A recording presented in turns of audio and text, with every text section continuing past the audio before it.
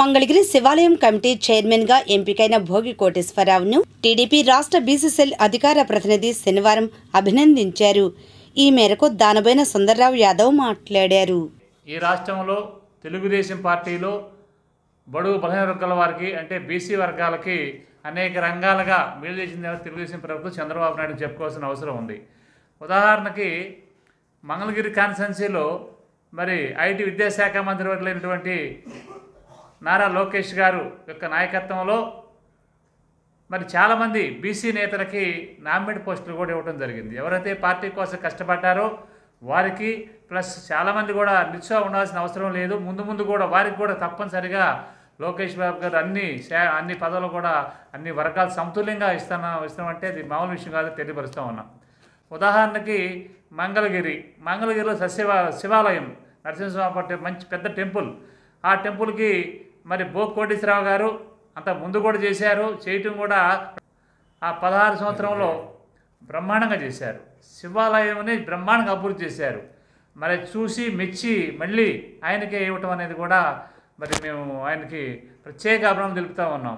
ఈ రాష్ట్రంలో ఎన్టీ రామారావు గారు ఏదైతే బీసీ వర్గాలని తీసుకొచ్చి మరి అన్ని వర్గాల స్థానం కల్పించారో అదేవిధంగా చంద్రబాబు నాయుడు గారు కూడా 2014లో తెలుగుదేశం ప్రభుత్వం ఉండగా ఆనాడు కూడా లోకల్ బాడీస్లో 34% మరి సుప్రీంకోర్టు కూడా అంత పర్సెంటేజీ అని కొంచెం ఇచ్చేసినప్పటికి కూడా కోర్టుకు వెళ్ళి మళ్ళీ దానికి అవాయిడ్మెంట్ తీసుకొని 34% కల్పించారు.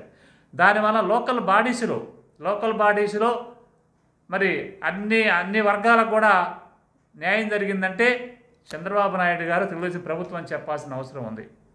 ఏదైతే బీసీల పట్ల తెలుగుదేశం ప్రభుత్వం చంద్రబాబు నాయుడు గారి నాయకత్వంలో ఏ విధంగా జరుగుతూ ఉందో అదేవిధంగా మనం కూడా బీసీలు అందరం కూడా మరి అండగా ఉండాల్సిన అవసరం ఉంది. అదేవిధంగా మంగళగిరి కాన్స్టిట్యున్సీలో లోకేష్ బాబు గారు ఏదైతే ఆనాడు చెప్పారో చూసి వాళ్ళు పాటిస్తూ ఉన్నారు. ఆ రోజే మేము చెప్పాం, అట్టగా ప్రెస్ మీ ముందే చెప్పాం. అధికారం లేకపోయినా కూడా కోట్లాది రూపాయలు సొంత నిధులు పెట్టి లాగుడు బండ్లు అయితేమి పేదవాడు హాస్పిటల్కి వెళ్తే ఈనాడు చూస్తూ ఉన్నాం మనం. ఆయన పెట్టిన పరిస్థితులే లేరని చెప్పని మరి హాస్పిటల్స్ పెట్టినాడు. ఉచితంగా మందులు ఇవ్వటం అనేది ఈరోజు కాదు, అధికారం లేనప్పుడే పెట్టారు.